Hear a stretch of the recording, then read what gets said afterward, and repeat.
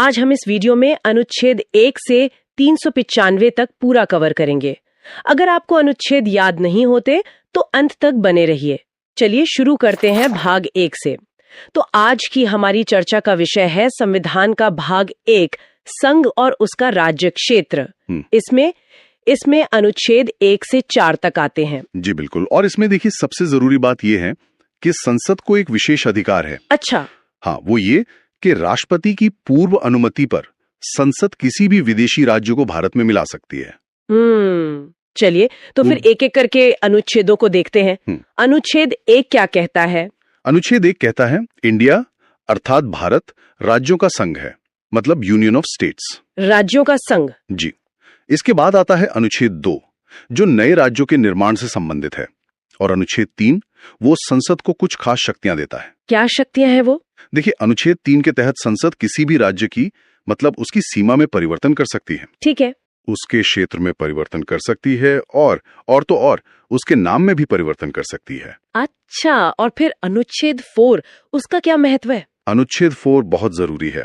वो ये साफ करता है कि अनुच्छेद 2 और 3 के तहत जो भी संशोधन होगा, हाँ, उसे अनुच्छेद 368 के तहत संविधान संशोधन नहीं माना जाएगा।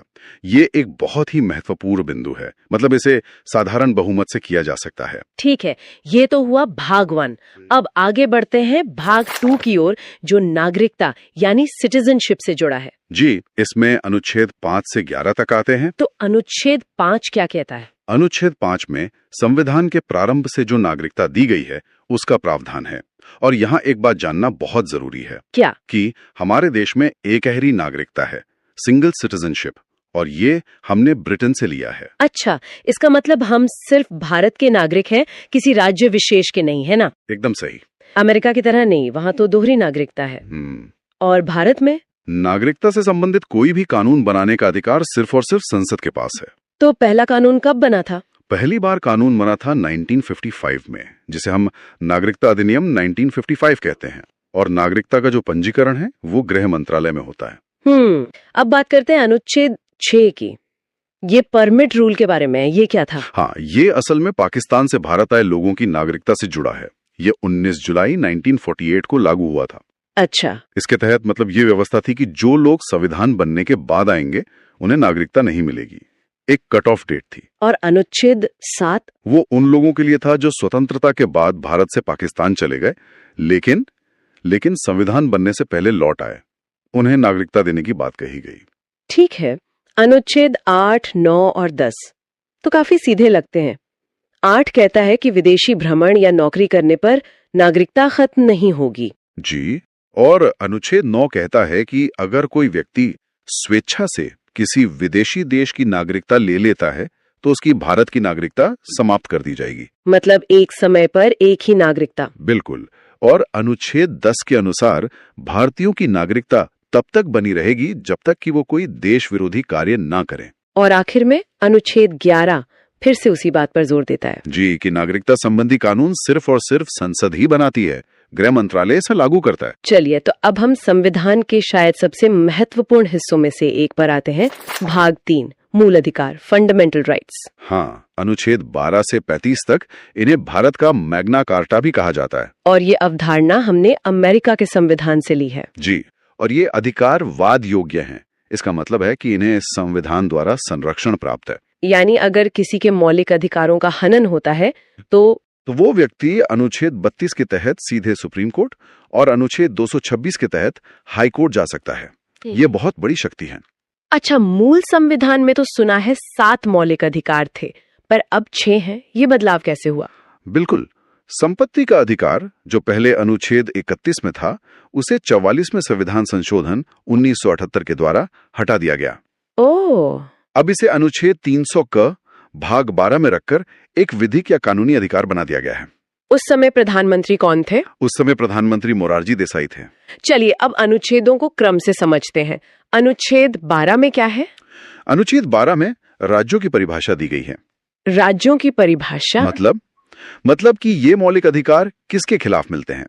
तो इसमें लोकसभा, राज्यसभा, विधानसभा, Vidhan Parishad, high court, supreme court, यहाँ तक कि LIC, NCERT, SSC जैसी संस्थाएं भी शामिल हैं। अच्छा, और अनुच्छेद 13? अनुच्छेद 13 बहुत ही शक्तिशाली है। ये कहता है कि कोई भी ऐसा कानून, चाहे वो पहले बना हो, अभी हो या भविष्य में बने, अगर वो मौलिक अधिकारों का उल्लंघन करता है तो उसे सुप्रीम कोर्ट द्वारा शून्य यानी कि वॉइड घोषित कर दिया जाएगा। अब आते हैं अधिकारों के पहले समूह पर, समानता का अधिकार, अनुच्छेद 14 से 18। जी, अनुच्छेद 14 में 2 बातें हैं। पहली, विधि के समक्ष समानता, ये हमने ब्रिटेन से ली है। और दूसरी विधि के समान संरक्षण, ये अमेरिका से ली गई है। दोनों में बारीक फर्क है। ठीक है। अनुच्छेद 15 कहता है कि जाति, धर्म, लिंग, वंश और जन्म स्थान के आधार पर किसी भी सार्वजनिक स्थान पर भेदभाव नहीं किया जाएगा। जी, और अनुच्छेद 16 लोक नियोजन यानी सरकारी नौकरियों में अवसर की समानता की बात करता है। इसी के अंतर्गत नियोजन में आरक्षण का प्रावधान भी है। फिर आता है अनुच्छेद 17 जो अस्पृश्यता यानी छुआछूत का अंत करता है, और अनुच्छेद 18 उपाधियों का अंत करता है। लेकिन इसमें एक छूट भी है ना? मास्टर जी या फिर कर्नल, जनरल वगैरह। ठीक है। अगला समूह है स्वतंत्रता का अधिकार, अनुच्छेद 19 से 22। अनुच्छेद 19 तो बहुत ही व्यापक है। बहुत व्यापक है। अनुच्छेद 19 का में विचार और अभिव्यक्ति की स्वतंत्रता दी गई है। इसके कई हिस्से हैं। जैसे पहला, अभिव्यक्ति की स्वतंत्रता।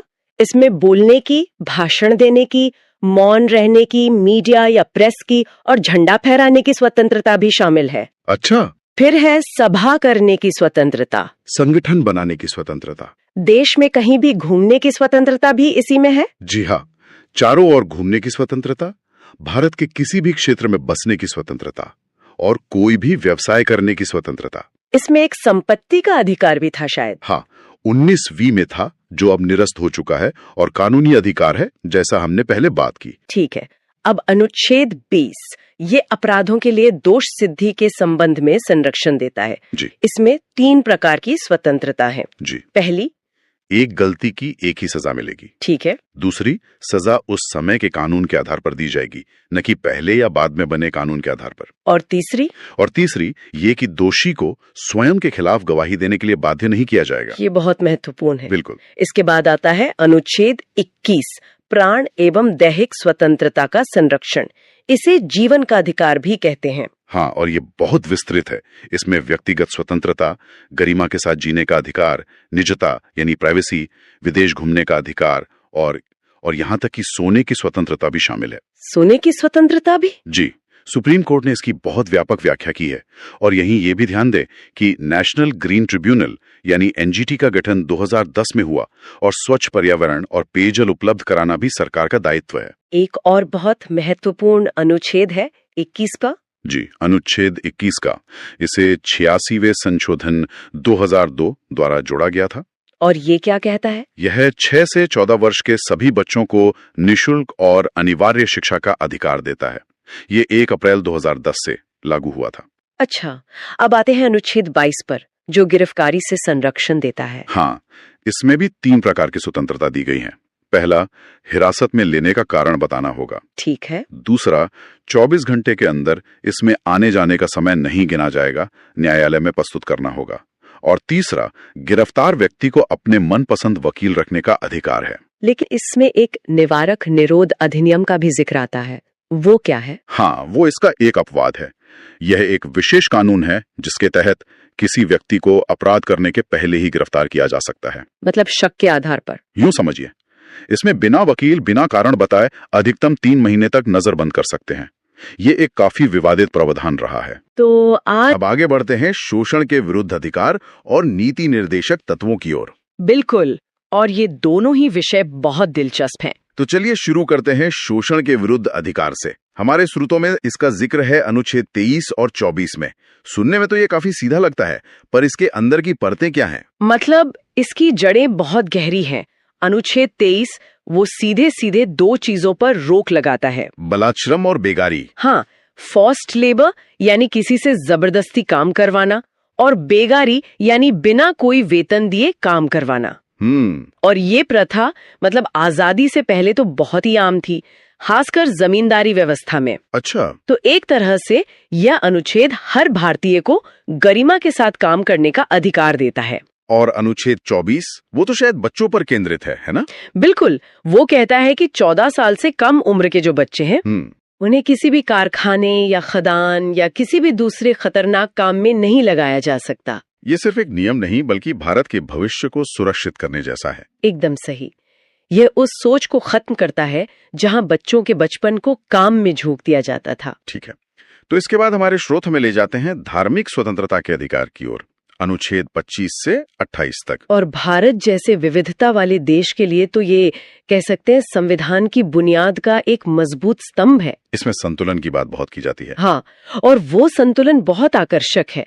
देखिए, अनुच्छेद 25 हर एक व्यक्ति को मतलब व्यक्तिगत तौर पर अपने धर्म को मानने की आजादी देता है, मानने, उस पर चलने और उसका प्रचार करने की। ये एक पर्सनल राइट है। और फिर अनुच्छेद 26। फिर आता है अनुच्छेद 26 जो धार्मिक समूहों को जैसे मंदिर, मस्जिद या मठों को सामूहिक रूप से अपने धार्मिक मामलों का प्रबंधन करने का अधिकार देता है। अच्छा, तो एक व्यक्तिगत और दूसरा सामूहिक, बिल्कुल दोनों न रखा गया है। और फिर अनुच्छेद 27 और 28 ये दोनों राज्य के धर्मनिरपेक्ष चरित्र को और पक्का करते हैं। कैसे? अनुच्छेद 27 कहता है कि धर्म के लिए जो पैसा मैनेज किया जाता है उस पर कोई टैक्स नहीं लगेगा। हाँ। और अनुच्छेद 28 साफ करता है कि सरकारी स्कूलों में कोई धार्मिक शिक्षा नहीं दी जाएगी। मतलब राज्य और धर्म के बीच एक स्पष्ट रेखा। एकदम। और इसी से जुड़ा हुआ है अल्पसंख्यकों की संस्कृति और शिक्षा का अधिकार, अनुच्छेद 29 और 30। हाँ, ये भारत की खूबसूरती को बचाने का एक कह सकते हैं संवैधानिक कवच है। अनुच्छेद 29 क्या कहता है? वो कहता है कि किसी भी अल्पसंख्यक को उसकी भाषा, लिपि या संस्कृति के आधार पर किसी शिक्षण संस्थान में प्रवेश से नहीं रोका जाएगा। और फिर अनुच्छेद 30 उन्हें अपनी पसंद का शिक्षण संस्थान स्थापित करने का अधिकार देता है। ये तो बहुत बड़ा कदम है विविधता को बनाए रखने के लिए। बिल्कुल, ये एक संदेश है कि भारत में हर संस्कृति का सम्मान है। अब आते हैं एक ऐसे अनुच्छेद पर जो किसी जमाने में काफी चर्चा में था, अनुच्छेद 31, संपत्ति का अधिकार। हाँ, जो अब एक मूल अधिकार नहीं है। यही सवाल है, ये इतना बड़ा बदलाव क्यों और कैसे हुआ? देखिए, ये कोई छोटा मोटा बदलाव नहीं था। इसके पीछे दशकों का एक तरह का संघर्ष था। संघर्ष किसके बीच? सरकार और न्यायपालिका के बीच। आजादी के बाद सरकार जमींदारी उन्मूलन और भूमि सुधार जैसे बड़े सामाजिक बदलाव लाना चाहती थी। ताकि जमीन कुछ लोगों के हाथ से निकलकर आम किसानों तक पहुंचे। बिल्कुल, लेकिन यहाँ सरकार की सामाजिक न्याय की नीति और नागरिकों के संपत्ति के मूल अधिकार के बीच सीधी टक्कर हो रही थी। मतलब सरकार जमीन लेना चाहती थी और लोग कहते थे कि ये हमारा मूल अधिकार है। एकदम सही। कई सालों तक संसद और सुप्रीम कोर्ट में इसी बात पर खींचतान चलती रही। तो फिर समाधान क्या निकला? अंत में 1978 में 44वें संशोधन के जरिए सरकार ने संपत्ति के अधिकार को मूल अधिकारों की सूची से ही हटा दिया। और उसे कहाँ रखा गया? अब ये अनुच्छेद 300 क के तहत सिर्फ एक कानूनी या कहीं विधिक अधिकार है। जिसका मतलब ये है कि सरकार कानून का पालन करके आपकी संपत्ति ले सकती है, मनमाने ढंग से नहीं। बिल्कुल। इस एक बदलाव ने भारत के समाजवादी झुकाव को एक तरह से स्पष्ट कर दिया। वाह, ये तो सिर्फ एक अनुच्छेद का हटना नहीं बल्कि एक पूरी राजनीतिक और सामाजिक कहानी है। सही बात है। अब आते हैं उस अनुच्छेद पर जिसे बाबा साहेब आम्बेडकर ने संविधान की आत्मा कहा था, अनुच्छेद 32। ऐसा क्या है इस अनुच्छेद में? ये बहुत ही महत्वपूर्ण सवाल है। इसे ऐसे समझिए, मान लीजिए आपको बहुत सारे अधिकार दे दिए गए, लेकिन अगर उन अधिकारों के उल्लंघन पर आप कहीं शिकायत ही नहीं कर सकते तो उन अधिकारों का क्या मतलब? वो तो बस कागज पर लिखी अच्छी बातें रह जाएंगी। बिल्कुल, अनुच्छेद 32 इसी समस्या का समाधान है। कैसे? ये खुद एक मूल अधिकार है जो कहता है कि अगर आपके किसी भी मूल अधिकार का हनन होता है तो आप सीधे सुप्रीम कोर्ट जा सकते हैं। अच्छा, सीधे सुप्रीम कोर्ट? हाँ, हाई कोर्ट जाने का विकल्प तो अनुच्छेद 226 के तहत है ही।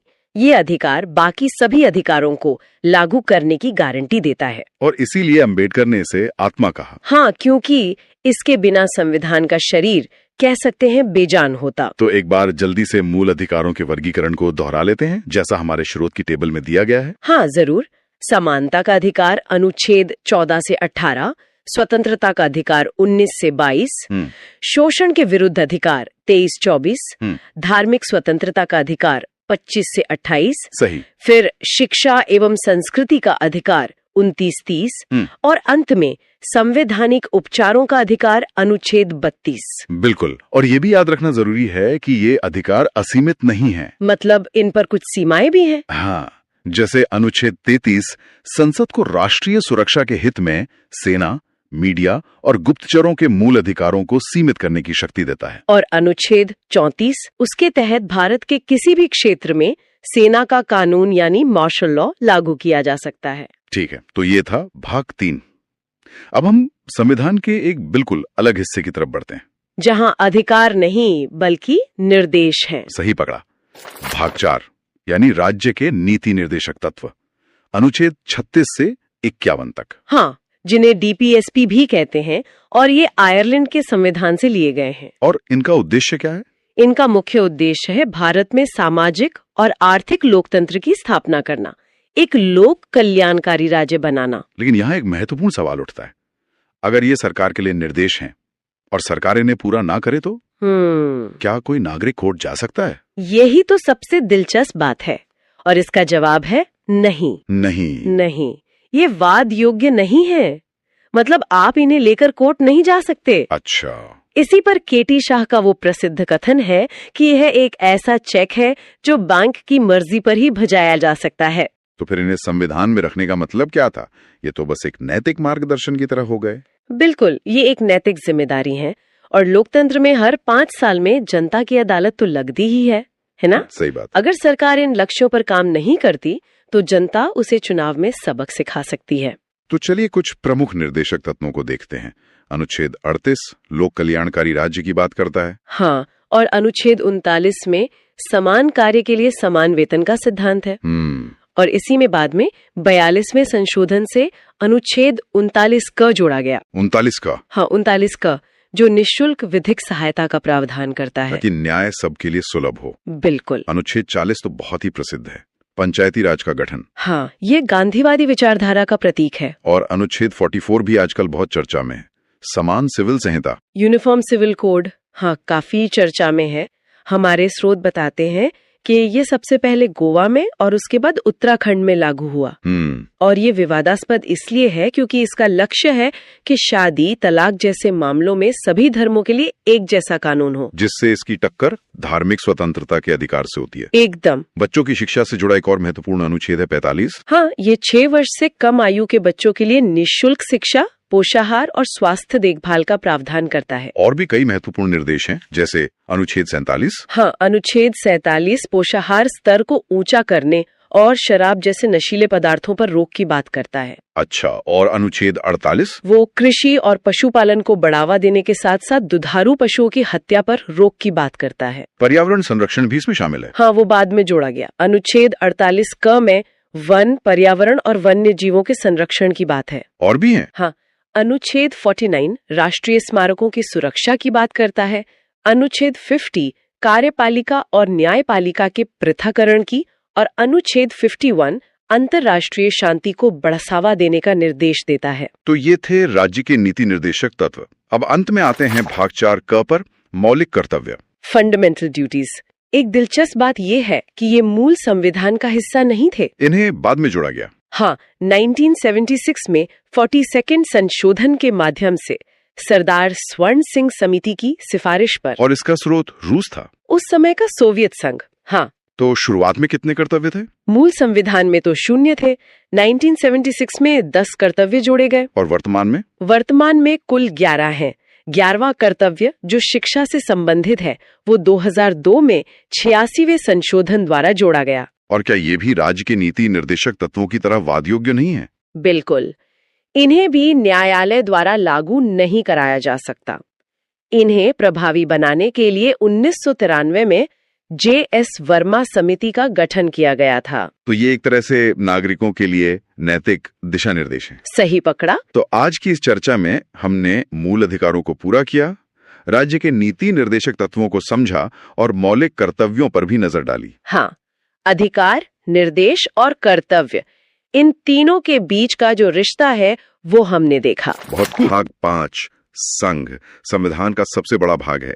यहाँ हम राष्ट्रपति, उपराष्ट्रपति और संसद को ट्रिक्स के साथ देखेंगे। हाँ, और ये भाग अनुच्छेद 52 से 151 तक फैला है। काफी बड़ा है और ये हमारे देश की केंद्रीय सरकार की मतलब पूरी रूपरेखा तय करता है। चलिए इसके पीछे की सोच को समझते हैं। बिल्कुल, आज हम सिर्फ अनुच्छेद नहीं रटेंगे बल्कि उनके पीछे का क्यों भी समझेंगे। और हाँ, कुछ ऐसी ट्रिक्स देखेंगे जो प्रतियोगी परीक्षाओं की तैयारी करने वालों के लिए तो वरदान है ही, पर एक आम नागरिक को भी हमारे देश का ढांचा समझने में मदद करेंगी। एकदम सही। तो सबसे पहले आते हैं भारत के राष्ट्रपति, देश के प्रथम नागरिक। इनके पद, चुनाव और शक्तियों से जुड़े अनुच्छेदों को याद करने के लिए एक बड़ी मशहूर एक एक्रोनिम है। हाँ, एक ट्रिक है जो अनुच्छेद 52 से 61 तक को कवर करती है। ट्रिक है प का नी को का दू यो द श। ये एक्रोनिम मतलब ये संक्षिप्त नाम बहुत काम का है। चलिए इसे खोलते हैं। प से है अनुच्छेद 52, राष्ट्रपति का पद, मतलब भारत का एक राष्ट्रपति होगा। जी। और का से है अनुच्छेद 53, कार्यपालिका का प्रधान। इसका मतलब है कि संघ की सारी कार्यकारी शक्ति राष्ट्रपति में निहित होगी। हाँ, लेकिन वो नाम मात्र के प्रधान हैं। असली शक्ति प्रधानमंत्री और उनकी मंत्री परिषद के पास होती है। ठीक है, इसके बाद आता है नी से अनुच्छेद 54, राष्ट्रपति का निर्वाचन।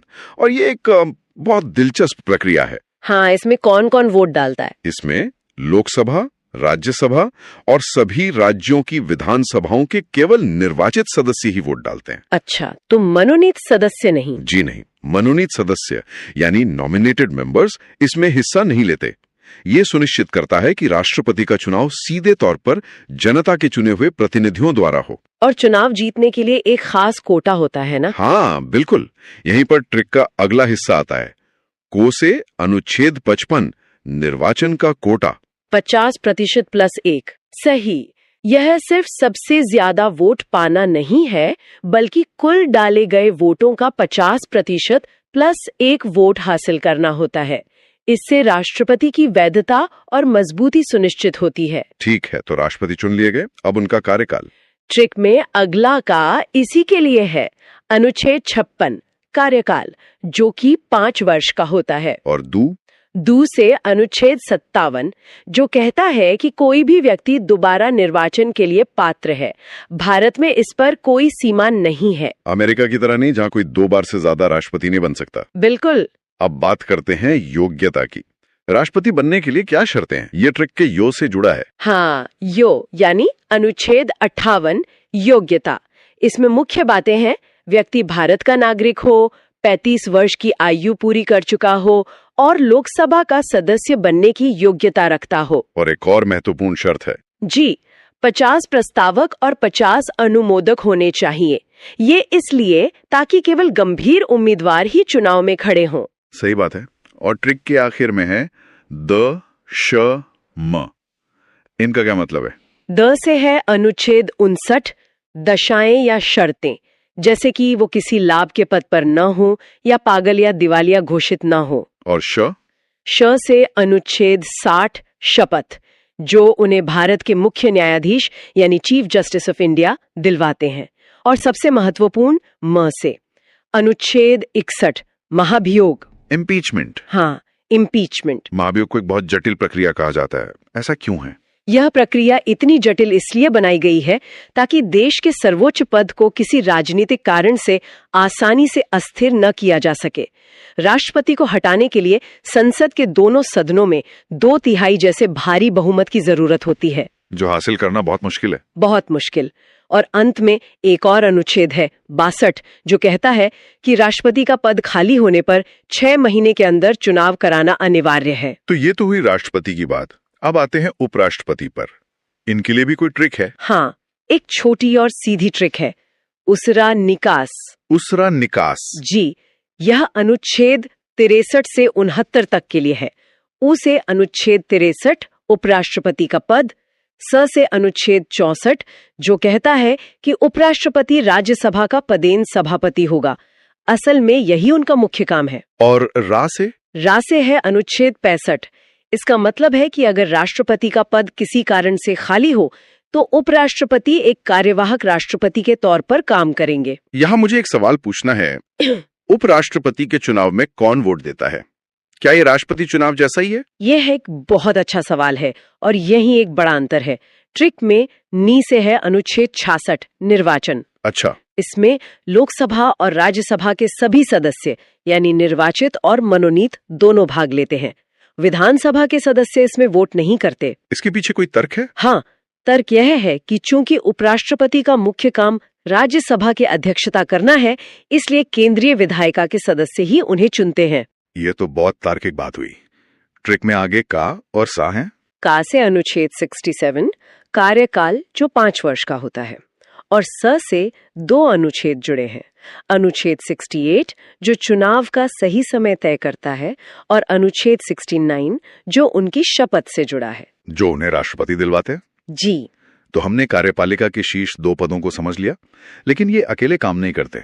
इन्हें सलाह कौन देता है और इनके फैसलों को लागू कौन करता है? बिल्कुल, यहीं पर प्रधानमंत्री और उनकी मंत्रिपरिषद की भूमिका आती है। लेकिन उस पर आने से पहले एक बहुत ही दिलचस्प पैटर्न देखते हैं जो हमारे संविधान की आत्मा को दिखाता है। अच्छा। अनुच्छेद 72 ये राष्ट्रपति को क्षमादान की शक्ति देता है। हाँ, ये तो हमने कई बार खबरों में सुना है। मतलब वो मौत की सजा तक को माफ कर सकते हैं। ये एक बहुत बड़ी न्यायिक शक्ति है। बिल्कुल। अब देखिए जादू। अगर हम अनुच्छेद 72 में 89 जोड़ दें तो क्या मिलेगा? 72 में 89। 72 प्लस 89 बराबर 161। 161। अनुच्छेद 161 में ठीक यही क्षमादान की शक्ति राज्य के राज्यपाल को दी गई है। अरे वाह, तो ये पैटर्न एक तरह का संवैधानिक खाका है। मतलब एक बार केंद्र का स्ट्रक्चर समझ लिया तो राज्य का अपने आप साफ हो जाता है। आपने बिल्कुल सही पकड़ा। ये सिर्फ एक ट्रिक नहीं बल्कि संविधान बनाने वालों की सोच है। जी, वे केंद्र और राज्य में एक जैसी सुसंगत शासन प्रणाली चाहते थे। ये हमारे संघीय ढांचे की नींव है, जिसे हम इस बातचीत में बार बार देखेंगे। जैसे अनुच्छेद 74 कहता है कि राष्ट्रपति को सलाह देने के लिए एक मंत्री परिषद होगी जिसके मुखिया प्राइम मिनिस्टर होंगे। अब आप अंदाजा लगाइए। ठीक है, तो अनुच्छेद 74 अगर मैं इसमें 89 जोड़ूं, 74 प्लस 89 बराबर 163। तो अनुच्छेद 163 में राज्यों के लिए ऐसा ही कुछ होगा। एकदम सही। अनुच्छेद 163 में राज्यपाल को सलाह देने के लिए राज्य की मंत्रिपरिषद का प्रावधान है। यही पैटर्न अनुच्छेद 75 पर भी लागू होता है। मंत्रियों की नियुक्ति से जुड़ा। हाँ। 75 प्लस 89 बराबर 164 जो राज्यपाल द्वारा राज्य के मंत्रियों की नियुक्ति की बात करता है। कमाल है। इसी कड़ी में एक और महत्वपूर्ण पद आता है महान्यायवादी यानी अटॉर्नी जनरल का। हाँ, अनुच्छेद 76 ये देश के सबसे बड़े कानून अधिकारी होते हैं जो सरकार को कानूनी मामलों पर सलाह देते हैं। इनकी नियुक्ति राष्ट्रपति करते हैं। जी, और ये राष्ट्रपति के प्रसाद पर्यंत ही अपने पद पर रहते हैं। मतलब इनका कोई निश्चित कार्यकाल नहीं होता। मैंने सुना है कि इनके पास एक अनोखी शक्ति होती है। वो संसद का हिस्सा न होते हुए भी वहां की कार्यवाही में भाग ले सकते हैं। ये बात अनुच्छेद 88 में कही गई है।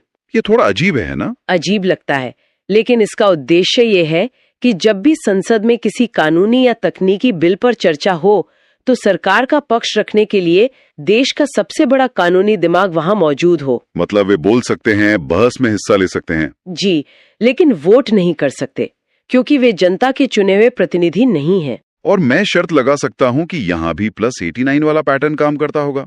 आपकी शर्त आप जीत गए। 76 प्लस 89 बराबर 165। 165। अनुच्छेद 165 में राज्य के महाधिवक्ता यानी एडवोकेट जनरल का प्रावधान है। वही भूमिका, वही शक्तियां, बस राज्य के स्तर पर। तो अब तक हमने कार्यपालिका को समझा, अब आते हैं विधायिका पर, यानी हमारी संसद, जहां देश के कानून बनते हैं। संसद के लिए भी एक बहुत सरल और प्रसिद्ध ट्रिक है, सरला।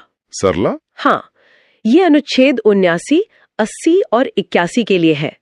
स से अनुच्छेद 79 संसद जो राष्ट्रपति, राज्यसभा और लोकसभा से मिलकर बनती है। रे से राज्यसभा। अनुच्छेद 80 राज्यसभा हमारा उच्च सदन और ला से अनुच्छेद 81 लोकसभा यानी निम्न सदन। और मुझे लगता है कि केंद्र और राज्य की समानता वाला पैटर्न यहाँ भी लागू होता होगा। बिल्कुल, आप कोशिश कीजिए।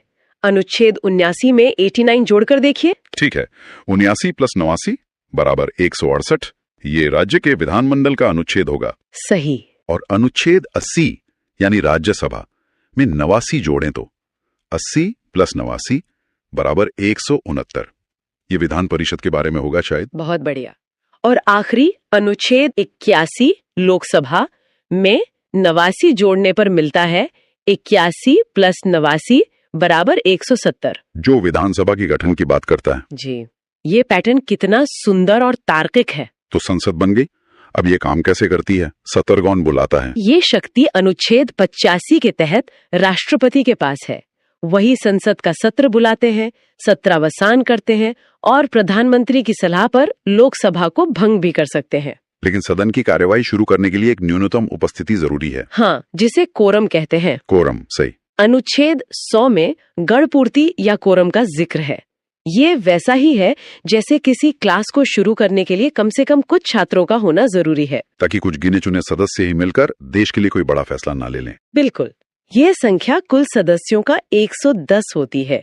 मतलब लोकसभा के लिए लगभग 55 और राज्यसभा के लिए 25 सदस्य। ठीक है, तो संसद का सत्र शुरू हो गया, कोरम भी पूरा है। अब कानून कैसे बनता है? मान लीजिए किसी बिल पर लोकसभा और राज्यसभा में सहमति नहीं बन पा रही, तब क्या होता है?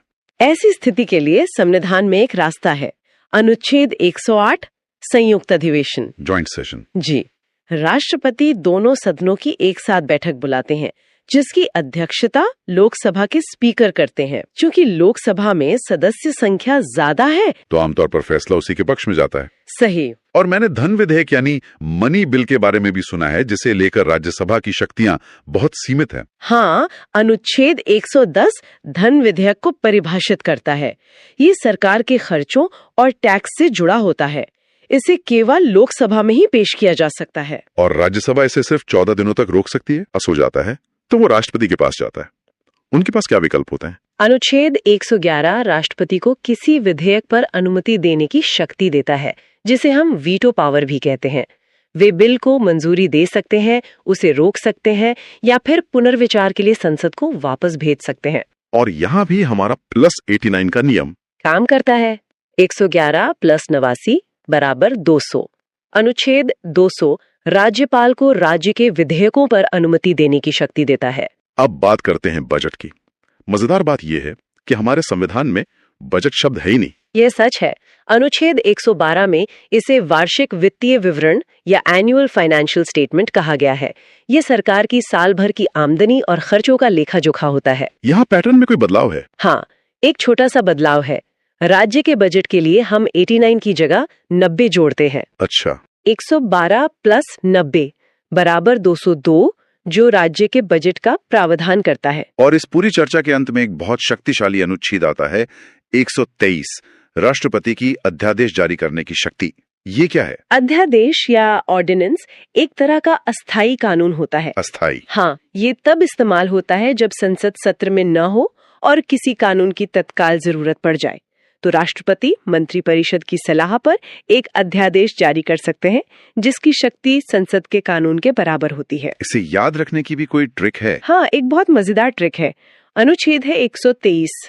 अगर हम इसके अंकों की जगह बदल दें, मतलब 2 को पहले ले आए, तो ये बन जाता है 213। और अनुच्छेद 213 में राज्यपाल की अध्यादेश जारी करने की शक्ति है। तो हमने भाग 5 के एक बड़े हिस्से को कवर किया, राष्ट्रपति से लेकर संसद की शक्तियों तक, और इन आसान ट्रिक्स और पैटर्न के साथ जो इन्हें समझने में वाकई मदद करते हैं। हम देखेंगे सुप्रीम कोर्ट, सीएजी और फिर चलेंगे राज्यों की तरफ। यहाँ राज्यपाल और हाई कोर्ट के लिए बहुत शानदार ट्रिक्स हैं। चलिए तो इस चर्चा को शुरू करते हैं। हम सबसे पहले देश की सर्वोच्च न्यायपालिका यानी कि सुप्रीम कोर्ट, उससे जुड़े महत्वपूर्ण अनुच्छेदों को समझेंगे। और इसमें एक बहुत दिलचस्प ट्रिक भी है जो सुप्रीम कोर्ट और हाई कोर्ट के गठन के अनुच्छेद को याद रखने में मदद करेगी, जो अक्सर एग्जाम्स में पूछा जाता है। बिल्कुल, ये अनुच्छेद सिर्फ नंबर नहीं है, ये हमारे लोकतंत्र की आप कह सकते हैं नींव के पत्थर हैं, और इन्हें समझना खासकर कम्पिटिटिव एग्जाम्स के लिहाज से बहुत जरूरी है। हम कोशिश करेंगे कि सिर्फ क्या है ये ना बताएं, बल्कि ये क्यों है इस पर भी थोड़ी बात करें। तो चलिए इसे खोल कर देखते हैं। शुरुआत करते हैं अनुच्छेद 124 से। ये सुप्रीम कोर्ट की स्थापना और गठन के बारे में है। एक तरह से ये सुप्रीम कोर्ट का जन्म प्रमाण पत्र है, और यहीं पर वो ट्रिक आती है जिसकी मैं बात कर रहा था। देखिए, अनुच्छेद है 124। अगर हम इसके अंकों को थोड़ा फेरबदल करें तो 124 से बनता है 214, और अनुच्छेद 214 राज्यों के लिए हाई कोर्ट के गठन से संबंधित है। मतलब एक अनुच्छेद याद किया तो दूसरा मुफ्त में याद हो गया। ये तो याद रखने का एक बहुत ही शानदार तरीका है और ये दिखाता है कि संविधान बनाने वालों ने भी एक तार्किक संरचना का पालन किया है। केंद्र और राज्य की संस्थाओं में अक्सर ऐसी समानताएं देखने को मिल ही जाती हैं। अच्छा, स्थापना के बाद आता है अनुच्छेद 125, जिसमें जजों के वेतन के बारे में बताया गया है। ये सुनने में तो बड़ा सीधा साधा लगता है, पर क्या इसके पीछे भी कोई गहरा मतलब है? मतलब सिर्फ एक तथ्य के तौर पर याद रखना काफी है या इसमें कोई कॉन्सेप्ट छुपा है? ये बहुत अच्छा सवाल है। ये सिर्फ सैलरी की बात नहीं है, ये असल में न्यायपालिका की स्वतंत्रता की गारंटी है। अच्छा, असल बात यह है कि जजों का वेतन भारत की संचित निधि या कंसोलिडेटेड फंड ऑफ इंडिया पर चार्ज्ड होता है। इसका मतलब है कि संसद इस पर बहस तो कर सकती है, लेकिन इसे कम करने के लिए वोट नहीं कर सकती। ये एक तरह की वित्तीय सुरक्षा है, ताकि कोई भी सरकार किसी फैसले से नाराज होकर जजों का वेतन काटने की धमकी ना दे सके। अरे वाह, मतलब ये एक फायरवॉल की तरह काम करता है। ये तो सच में एक बहुत महत्वपूर्ण इंसाइट है। अब अगले दो अनुच्छेद हैं 126 और 127, जो कार्यकारी मुख्य न्यायाधीश और एडॉक न्यायाधीशों की नियुक्ति से जुड़े हैं। ये तो मतलब प्रक्रियात्मक लगते हैं। हाँ, ये ऑपरेशनल अनुच्छेद है। एडहॉक यानी तदर्थ न्यायाधीशों की नियुक्ति तब की जाती है जब सुप्रीम कोर्ट में किसी केस को सुनने के लिए जजों का कोरम पूरा नहीं हो रहा हो। ये बस ये सुनिश्चित करता है कि न्याय का काम रुके नहीं। चलिए अब एक असली पावर हाउस अनुच्छेद पर आते हैं। अनुच्छेद 129।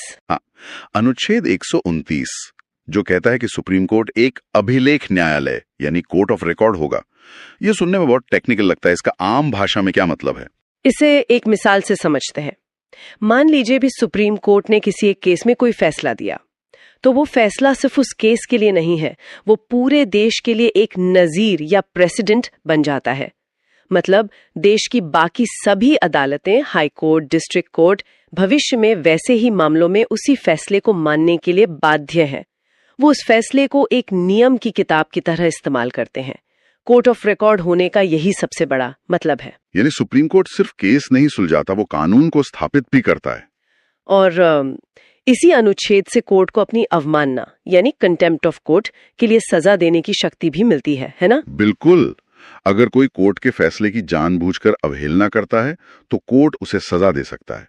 यह शक्ति कोर्ट की गरिमा और उसके फैसलों का सम्मान सुनिश्चित करने के लिए जरूरी है। इसके बाद कुछ और प्रमुख अनुच्छेद हैं, जैसे अनुच्छेद 130 जो सुप्रीम कोर्ट के स्थान, जो आमतौर पर दिल्ली है, उसकी बात करता है, और अनुच्छेद 131 जो इसकी प्रारंभिक या मूल अधिकारिता के बारे में है। ये मूल अधिकारिता क्या है? ओरिजिनल जुरिस्डिक्शन या मूल अधिकारिता का मतलब है कि कुछ खास तरह के मामले ऐसे होते हैं जिनकी सुनवाई सीधे सुप्रीम कोर्ट में ही शुरू हो सकती है, किसी निचली अदालत में नहीं। जैसे केंद्र सरकार और एक या एक से ज्यादा राज्यों के बीच कोई विवाद हो, या फिर दो या दो से ज्यादा राज्यों के बीच आपस में कोई टकराव हो। ये मामले इतने बड़े और संवेदनशील होते हैं कि उन्हें सुलझाने का अधिकार सिर्फ देश की सर्वोच्च अदालत को ही दिया गया है। समझ गया। अब आते हैं संविधान के एक और बेहद शक्तिशाली प्रावधान पर, अनुच्छेद 137 न्यायिक पुनरावलोकन यानी जुडिशियल रिव्यू की शक्ति। ये तो लोकतंत्र का सेफ्टी वाल्व है। Safety valve? हाँ, जुडिशियल रिव्यू का मतलब है कि सुप्रीम कोर्ट संसद द्वारा बनाए गए किसी भी कानून या सरकार द्वारा जारी किए गए किसी भी आदेश की समीक्षा कर सकता है, और अगर कोर्ट को लगता है कि वो कानून या आदेश संविधान के किसी प्रावधान का उल्लंघन कर रहा है, तो वो उसे असंवैधानिक घोषित करके रद्द कर सकता है। ये शक्ति सुनिश्चित करती है कि विधायिका और कार्यपालिका अपनी सीमाओं में रहें। और अनुच्छेद 139 भी रिट निकालने की शक्ति से ही जुड़ा है। हाँ, लेकिन इसमें एक न्यूआंस है। अनुच्छेद 32 के तहत सुप्रीम कोर्ट सिर्फ मौलिक अधिकारों के हनन पर रिट जारी कर सकता है, लेकिन अनुच्छेद 139 संसद को ये शक्ति देता है कि वो कानून बनाकर सुप्रीम कोर्ट को मौलिक अधिकारों के अलावा अन्य मामलों में भी रिट जारी करने का अधिकार दे सके। अच्छा, और आखिर में सुप्रीम कोर्ट से जुड़े दो और अनुच्छेद जो हमेशा याद रखने चाहिए। एक तो है अनुच्छेद 141 जो कहता है कि सुप्रीम कोर्ट का कानून देश की सभी अदालतों पर बाध्यकारी है, और दूसरा अनुच्छेद 143 जिसके तहत राष्ट्रपति सुप्रीम कोर्ट से सलाह ले सकते हैं। इस पर अक्सर सवाल बनता है कि क्या ये सलाह राष्ट्रपति के लिए मानना जरूरी है? नहीं, बिल्कुल नहीं। राष्ट्रपति सलाह मांग तो सकते हैं, लेकिन उस सलाह को मानने के लिए वो बाध्य नहीं है, और इसी तरह सुप्रीम कोर्ट भी सलाह देने के लिए बाध्य नहीं है। हालांकि आमतौर पर वो सलाह देता है, ये एक सलाहकारी अधिकारिता है, बाध्यकारी नहीं। तो ये थी सुप्रीम कोर्ट की कहानी, जो सिर्फ एक अदालत नहीं बल्कि संविधान की संरक्षक है। अब उस संस्था की ओर बढ़ते हैं जो देश के खजाने की संरक्षक है। मेरा मतलब है कंट्रोलर एंड ऑडिटर जनरल, यानी भारत का नियंत्रक एवं महालेखा परीक्षक। जी, कंट्रोलर एंड ऑडिटर जनरल को पब्लिक पर्स का वॉच डॉग भी कहा जाता है। इनका काम ये देखना है कि सरकार ने जो पैसा संसद से मंजूर करवाया वो सही तरीके से सही जगह पर खर्च हुआ भी या नहीं। इससे जुड़े 3 प्रमुख अनुच्छेद हैं। अनुच्छेद 148 में कंट्रोलर एंड ऑडिटर जनरल के पद की बात की गई है और अनुच्छेद 149 उनकी शक्तियों और कर्तव्यों को बताता है। इनकी सबसे बड़ी शक्ति क्या है? इनकी सबसे बड़ी शक्ति है इनका दायरा। कंट्रोलर एंड ऑडिटर जनरल सिर्फ केंद्र सरकार ही नहीं बल्कि सभी राज्य सरकारों और सरकारी कंपनियों के खातों की भी जांच करता है। ये एक बहुत बड़ी जिम्मेदारी है और इस काम को बिना किसी डर या दबाव के करने के लिए उन्हें कार्यकाल की सुरक्षा दी गई है। उन्हें हटाना उतना ही मुश्किल है जितना सुप्रीम कोर्ट की जज को हटाना। तो ये अपनी रिपोर्ट किसे देते हैं? अनुच्छेद 151 इसी बारे में है ना जी। अनुच्छेद 151 के अनुसार कंट्रोलर एंड ऑडिटर जनरल केंद्र सरकार से जुड़ी अपने ऑडिट रिपोर्ट राष्ट्रपति को सौंपते हैं और राष्ट्रपति उसे संसद के दोनों सदनों के पटल पर रखवाते हैं। इसी तरह राज्यों से जुड़ी रिपोर्ट उस राज्य के राज्यपाल को दी जाती है जो उसे राज्य विधानमंडल में रखवाते हैं। और यहीं से असली कहानी शुरू होती है। हम अक्सर अखबारों में पढ़ते हैं कि कंट्रोलर एंड ऑडिटर जनरल की रिपोर्ट से कोई घोटाला सामने आया और संसद में हंगामा हो गया। तो क्या कंट्रोलर एंड ऑडिटर जनरल किसी को सजा दे सकता है? नहीं, कंट्रोलर एंड ऑडिटर जनरल का काम सजा देना नहीं है। वो एक ऑडिटर है, प्रोसिक्यूटर नहीं। लेकिन उनकी रिपोर्ट बहुत शक्तिशाली होती है। जब वो रिपोर्ट संसद की पब्लिक अकाउंट्स कमेटी यानी लोक लेखा समिति के पास जाती है तो वो सरकारी अधिकारियों से सवाल जवाब करती है, मीडिया में बहस होती है और सरकार पर राजनीतिक दबाव बनता है।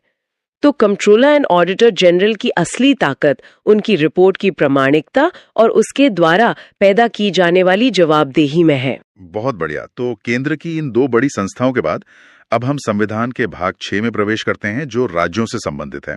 यह अनुच्छेद 152 से 237 तक फैला है। अनुच्छेद 152 में राज्य की परिभाषा दी गई है और अब आता है वो हिस्सा जहां एक शानदार ट्रिक हमारा काम आसान कर देगी।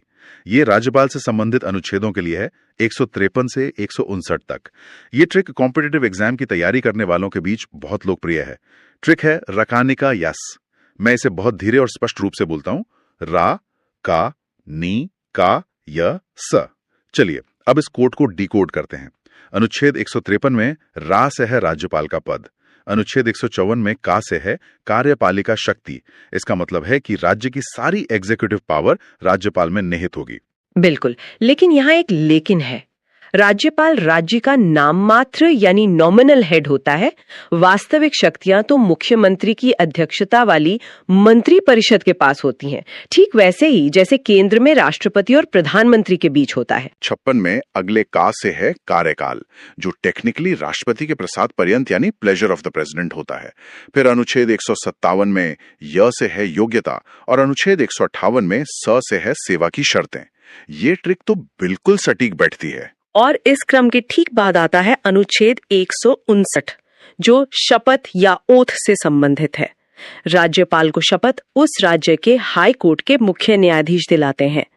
तो रकानी का यस और उसके ठीक बाद शपथ, ये पूरा क्रम याद रखने में बहुत मदद करता है। बिल्कुल। अब राज्यपाल से जुड़े कुछ और महत्वपूर्ण अनुच्छेद देखते हैं। अनुच्छेद 161 में राज्यपाल की क्षमादान शक्ति है।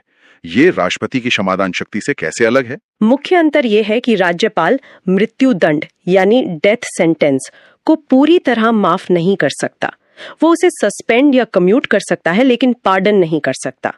ये शक्ति सिर्फ राष्ट्रपति के पास है। अच्छा, अब राज्य की कार्यपालिका में आगे बढ़ते हैं। अनुच्छेद 163 में मंत्री परिषद है जिसके प्रमुख चीफ मिनिस्टर होते हैं।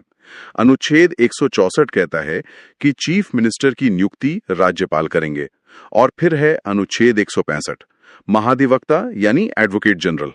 एडवोकेट जनरल राज्य सरकार का सर्वोच्च विधि अधिकारी होता है, ठीक उसी तरह जैसे अटॉर्नी जनरल केंद्र सरकार का होता है।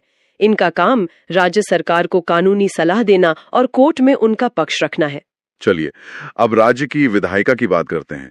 अनुच्छेद 168 में विधानमंडल का प्रावधान है। फिर आता है अनुच्छेद 169 जो विधान परिषद के सृजन या समाप्ति से संबंधित है। ये प्रक्रिया काफी दिलचस्प है। हाँ, ये बहुत यूनिक है। किसी राज्य में विधान परिषद बनानी है या खत्म करनी है, इसका प्रस्ताव पहले उस राज्य की विधानसभा को विशेष बहुमत से पारित करना होता है। फिर वो प्रस्ताव संसद के पास जाता है और अगर संसद उसे साधारण बहुमत से पास कर दे, तब जाकर विधान परिषद बनती या खत्म होती है। तो अंतिम शक्ति संसद के हाथ में है। इसके बाद अनुच्छेद 170 विधानसभा की संरचना और 171 विधान परिषद की संरचना के बारे में है। और आगे बढ़ें तो अनुच्छेद 178 विधानसभा के अध्यक्ष और उपाध्यक्ष की बात करता है और 182 विधान परिषद के सभापति और उपसभापति की। और राज्य स्तर पर 2 और अनुच्छेद जो सीधे राष्ट्रपति और संसद वाले अनुच्छेदों से जुड़े हैं।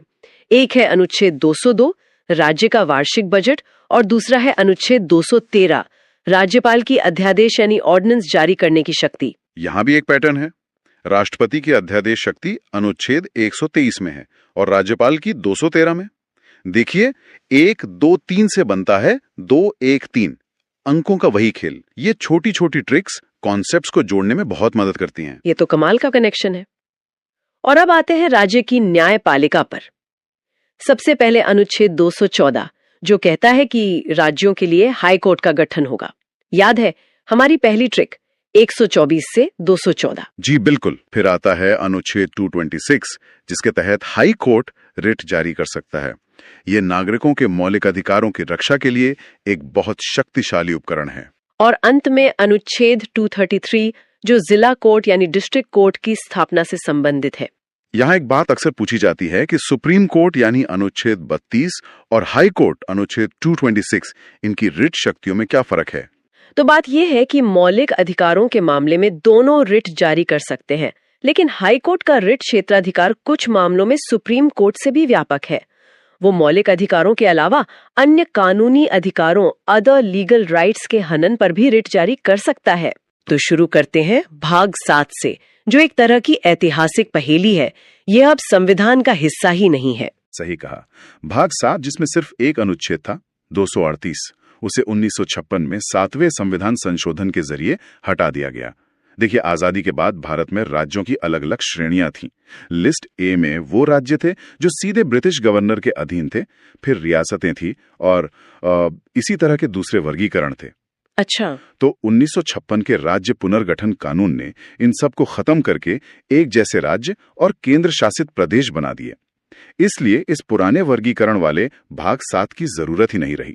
मतलब ये संविधान का एक ऐसा पन्ना है जिसे समय के साथ बदल दिया गया। इसके ठीक बाद आता है भाग 8 जो यूनियन टेरिटरी यानी केंद्र शासित प्रदेशों से जुड़ा है। हाँ, इसके अनुच्छेद 239 से 242 तक है। ये अनुच्छेद इन प्रदेशों के प्रशासन की पूरी रूपरेखा तैयार करते हैं कि उनका शासन राष्ट्रपति द्वारा नियुक्त प्रशासक के जरिए कैसे चलेगा और संसद उनके लिए कानून कैसे बना सकती है। ए और 9B इन्हें स्थानीय स्वशासन की नींव कहा जाता है। ये सिर्फ एक कानूनी बदलाव नहीं था, ये सत्ता के विकेंद्रीकरण का एक बहुत बड़ा प्रयोग था। सोचिए, इससे पहले दिल्ली या राज्यों की राजधानियों में बैठे लोग गांव की सड़क के नाली के लिए फैसले लेते थे। जी। इन संशोधनों ने फैसला लेने की ताकत सीधे गांव और शहर के लोगों के हाथ में दे दी। तो सबसे पहले भाग 9 की बात करते हैं जो पंचायतों से जुड़ा है। जी, भाग 9 को 73वें संविधान संशोधन 1993 द्वारा जोड़ा गया। इसमें अनुच्छेद 243A से लेकर 243O तक शामिल हैं। ये ग्रामीण भारत में त्रिस्तरीय पंचायती राज व्यवस्था की स्थापना करता है, यानी ग्राम स्तर पर ग्राम पंचायत, ब्लॉक स्तर पर पंचायत समिति और जिला स्तर पर जिला परिषद। इसने न केवल स्थानीय शासन को संवैधानिक दर्जा दिया, बल्कि महिलाओं और SC/ST समुदायों के लिए आरक्षण सुनिश्चित करके सामाजिक न्याय की दिशा में भी एक बड़ा कदम उठाया। और फिर शहरों के लिए भी इसी तर्ज पर एक व्यवस्था बनाई गई। लेकिन क्या शहरी और ग्रामीण स्थानीय निकायों की शक्तियां और समस्याएं एक जैसी हैं या संविधान उन्हें अलग अलग तरह से देखता है? बहुत अच्छा सवाल है। संविधान दोनों की जरूरतें अलग अलग समझता है। इसीलिए उसी साल 74वें संशोधन 1993 द्वारा भाग 9A जोड़ा गया जो नगर पालिकाओं से संबंधित है। इसमें अनुच्छेद 243P से लेकर 243G तक हैं। अच्छा। शहरों की समस्याएं अलग होती हैं। जैसे शहरी नियोजन, पानी की सप्लाई, कूड़ा प्रबंधन। ये संशोधन इन समस्याओं से निपटने के लिए नगर निगम, नगर पालिका परिषदों जैसे निकायों को शक्तियां और जिम्मेदारियां देता है। तो मतलब ढांचा एक जैसा है, लेकिन काम का स्वरूप अलग है। बिल्कुल। और इसी कड़ी में सबसे नया है भाग 9B, जो सहकारिता यानी कोऑपरेटिव सोसाइटीज के बारे में। हाँ, इसे 97वें संशोधन 2011 में जोड़ा गया। इसका उद्देश्य देश भर में सहकारी समितियों को मजबूत करना था। ये समितियां अर्थव्यवस्था का एक महत्वपूर्ण हिस्सा हैं, खासकर कृषि और बैंकिंग क्षेत्र में। यह संशोधन उनके लोकतांत्रिक, स्वायत्त और पेशेवर कामकाज को बढ़ावा देने के लिए नियम तय करता है। तो हमने देखा कि सत्ता कैसे सबसे निचले स्तर तक पहुंचती है, लेकिन संविधान कुछ क्षेत्रों के लिए विशेष प्रावधान भी करता है, जैसा कि भाग 10 में है। बिल्कुल। भाग 10 अनुसूचित और जनजातीय क्षेत्रों के प्रशासन से संबंधित है। इसका मुख्य अनुच्छेद है 244। इसी अनुच्छेद से शक्ति लेकर SC/ST एक्ट 1989 जैसे कानून बने, ताकि इन समुदायों को अत्याचार से बचाया जा सके। इसी में एक और विशेष अनुच्छेद है 244 का, जो विशेष रूप से असम के कुछ जनजातीय क्षेत्रों के लिए एक स्वायत्त राज्य के निर्माण का रास्ता बनाता है। तो क्या ये कहना सही होगा कि संविधान निर्माता इस बात को लेकर बहुत सजग थे कि एक साइज सब पर फिट नहीं होगा, और इसीलिए उन्होंने कुछ क्षेत्रों की विशेष संस्कृति और जरूरतों को ध्यान में रखते हुए ऐसे विशेष प्रावधान रखे? आपने बिल्कुल सही समझा। यही भारतीय संविधान की खूबसूरती है। ये विविधता को पहचानता है और उसका सम्मान करता है। तो हमने देखा कि शक्ति नीचे तक कैसे जाती है। अब उस क्लासिक रस्साकशी पर आते हैं जो हमेशा चलती रहती है, केंद्र और राज्यों के बीच शक्ति का संतुलन। ये भारतीय संघवाद का मूल है। ये हमें भाग 11 में मिलता है, जो अनुच्छेद 245 से 263 तक फैला है। यह हिस्सा केंद्र और राज्यों के बीच विधायी, प्रशासनिक और वित्तीय संबंधों का पूरा खाका खींचता है। यह तय करता है कि कौन किस विषय पर कानून बना सकता है। इसी में अनुच्छेद 249 बहुत दिलचस्प है, जहां केंद्र राज्य सूची के विषय पर भी कानून बना सकता है। ये तो संघीय ढांचे के मूल सिद्धांत के थोड़ा खिलाफ नहीं लगता? हाँ, पहली नजर में ऐसा लग सकता है, लेकिन संविधान ने इसके लिए एक बहुत मजबूत शर्त रखी है। ऐसा तभी हो सकता है जब राज्यसभा, जो कि राज्यों का सदन है, अपने उपस्थित और मतदान करने वाले सदस्यों के 2/3 बहुमत से ये संकल्प पारित करे कि ऐसा करना राष्ट्रीय हित में जरूरी है। अच्छा, तो ये एक तरह का सेफ्टी वॉल्व है। बिल्कुल, ताकि केंद्र मनमाने ढंग से राज्यों के अधिकार क्षेत्र में दखल न दे। और ये कानून हमेशा के लिए नहीं होता, एक बार में सिर्फ 1 साल के लिए लागू होता है। हाँ, शर्त तो है, लेकिन आलोचक कहते हैं कि राष्ट्रीय हित एक बहुत व्यापक शब्द है जिसका केंद्र दुरुपयोग कर सकता है। क्या इस पर कभी विवाद हुआ है? विवाद तो हुए हैं, और ये बहस का एक स्थायी विषय है। लेकिन संवैधानिक व्यवस्था यही है कि राज्यों का प्रतिनिधित्व करने वाली राज्यसभा ही इसकी अनुमति देगी। इसके अलावा भी कुछ विशेष परिस्थितियां हैं जहां केंद्र को यह शक्ति मिलती है। तो मतलब केंद्र के पास कुछ मास्टर कीज है जो उसे राज्य सूची के दरवाजे खोलने की इजाजत देती हैं।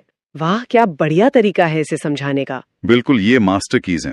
पहली, अनुच्छेद 250, जो राष्ट्रीय आपातकाल के दौरान संसद को राज्य सूची के किसी भी विषय पर कानून बनाने की शक्ति देता है। ओके। दूसरी, अनुच्छेद 252, जब 2 या 2 से अधिक राज्य खुद संसद से ऐसा करने का अनुरोध करें। और तीसरी, अनुच्छेद 253, किसी अंतर्राष्ट्रीय संधि या समझौते को लागू करने के लिए। और इस तीसरे मामले में तो राज्यों की अनुमति की भी जरूरत नहीं होती। जी नहीं, बिल्कुल जरूरत नहीं होती। ये तो शक्तियों के बंटवारे की बात हुई, लेकिन जब राज्यों के बीच ही विवाद हो जाए, जैसे नदी जल को लेकर, जो कि एक बहुत ही संवेदनशील मुद्दा है, तो संविधान क्या रास्ता दिखाता है? संविधान ने इसके लिए भी शांतिपूर्ण समाधान का तंत्र बनाया है। अनुच्छेद 262 संसद को अंतर नदीय जल विवादों के निपटारे के लिए कानून बनाने की शक्ति देता है, और इसी के तहत समय समय पर विभिन्न नदी जल विवाद न्यायाधिकरणों का गठन होता है। और इसके अलावा अनुच्छेद 263 अंतरराज्यीय परिषद की स्थापना का प्रावधान करता है। ये एक मंच है जहां राज्य और केंद्र मिलकर आपसी विवादों को सुलझा सकते हैं और बेहतर समन्वय बना सकते हैं। तो ये तो हुई पैसे और कानून की बात, लेकिन इन कानूनों को लागू करने और प्रशासन को चलाने के लिए संसाधन भी तो चाहिए। सारा खेल तो आखिर में वित्त पर ही आकर टिकता है। बिल्कुल सही। इसका जवाब हमें भाग 12 में मिलता है, जो वित्त, संपत्ति और अनुबंधों से संबंधित है। इसके अनुच्छेद 264 से 300A तक हैं। ये केंद्र राज्य के वित्तीय संबंधों की रीढ़ हैं। इसमें सबसे जरूरी बातें क्या हैं? सबसे पहले अनुच्छेद 265 जो लोकतंत्र का एक मूल सिद्धांत स्थापित करता है। इसका सीधा सा मतलब है सरकार अपनी मर्जी से जनता पर कोई भी टैक्स नहीं लगा सकती। पहले कानून पास करवाना होगा। हाँ, पहले उसे संसद से बाकायदा कानून पास करवाना होगा। नो टैक्सेशन विदाउट रिप्रेजेंटेशन वाला सिद्धांत यहीं से आता है। और ये सारा पैसा जो टैक्स से आता है वो जाता कहाँ है? वो जाता है भारत की संचित निधि यानी कंसोलिडेटेड फंड में, जिसका प्रावधान अनुच्छेद 266 में है। इसे आप सरकार के मेन सैलरी अकाउंट की तरह समझ सकते हैं, जिसमें सारा पैसा आता है और जिससे संसद की अनुमति से ही सारे खर्चे होते हैं। और अगर अचानक कोई आपदा आ जाए और संसद का सत्र न चल रहा हो तब क्या होगा? उसके लिए संविधान ने एक इमरजेंसी फंड बनाया है, आकस्मिक निधि यानी कंटिंजेंसी फंड, जिसका वर्णन अनुच्छेद 267 में है। इसे सरकार का इमरजेंसी क्रेडिट कार्ड या एक गुल्लक समझ सकते हैं, जो राष्ट्रपति के पास रखी होती है ताकि अचानक आई मुसीबत के लिए संसद की मंजूरी का इंतजार न करना पड़े। और बाद में स्वीकृति ली जाती है? हाँ, बाद में संसद से इसकी स्वीकृति ले ली जाती है। वित्त आयोग के बारे में भी बहुत सवाल पूछे जाते हैं, इसकी भूमिका क्या है? अनुच्छेद 280 के तहत राष्ट्रपति हर 5 साल में एक वित्त आयोग का गठन करते हैं। वित्त आयोग की भूमिका एक निष्पक्ष रेफरी की तरह है, जो ये तय करता है कि टैक्स रूपी केक का कितना बड़ा हिस्सा केंद्र को मिलेगा और कितना राज्यों को। ये सिर्फ बंटवारे की सिफारिश नहीं करता, बल्कि ये भी बताता है कि राज्यों को सहायता कैसे दी जाए। इसकी सिफारिशें भारत के राजकोषीय संघवाद की नींव हैं। और संपत्ति का अधिकार, जो कभी मौलिक अधिकार था, उसका क्या हुआ? उसे 44वें संविधान संशोधन 1978 द्वारा मौलिक अधिकारों की सूची से हटाकर भाग 12 में ही अनुच्छेद 300 क के तहत एक कानूनी अधिकार बना दिया गया। अच्छा, तो अब ये एक कानूनी अधिकार है। जी। इसका मतलब ये है कि सरकार कानून की प्रक्रिया का पालन किए बिना किसी को उसकी संपत्ति से वंचित नहीं कर सकती, लेकिन अब ये मौलिक अधिकार नहीं है जिसके उल्लंघन पर आप सीधे सुप्रीम कोर्ट जा सकें।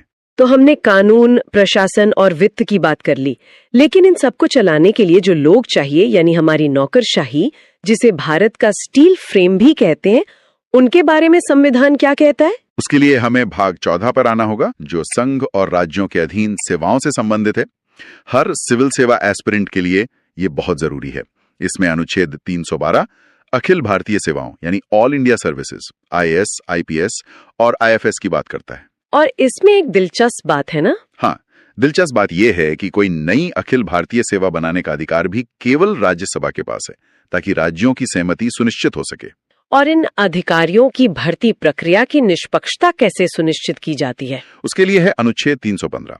ये संघ के लिए एक संघ लोक सेवा आयोग यानी यूनियन पब्लिक सर्विस कमीशन और हर राज्य के लिए एक राज्य लोक सेवा आयोग के गठन की बात करता है। यही संस्थाएं सरकार के दबाव से मुक्त रहकर योग्यता के आधार पर भर्ती प्रक्रिया सुनिश्चित करती हैं। इसी भाग में एक और हिस्सा बाद में जोड़ा गया, भाग 14 क, जो प्रशासनिक न्यायाधिकरणों यानी ट्रिब्यूनल्स की स्थापना की बात करता है, ताकि सरकारी कर्मचारियों के सेवा संबंधी विवादों का तेजी से निपटारा हो सके। और अंत में वो तंत्र जो इस पूरे लोकतांत्रिक ढांचे को शक्ति देता है, जो सरकारें बनाता और बदलता है, यानी निर्वाचन। हाँ, लोकतंत्र का महापर्व। इसका जिक्र है भाग 15 में अनुच्छेद 324 से 329 तक। ये भारत में स्वतंत्र और निष्पक्ष चुनाव की पूरी व्यवस्था की गारंटी देता है। इसमें 2 अनुच्छेद सबसे महत्वपूर्ण माने जाते हैं। बिल्कुल, इसमें 2 अनुच्छेद सबसे महत्वपूर्ण हैं। कौन कौन से? पहला है अनुच्छेद 324।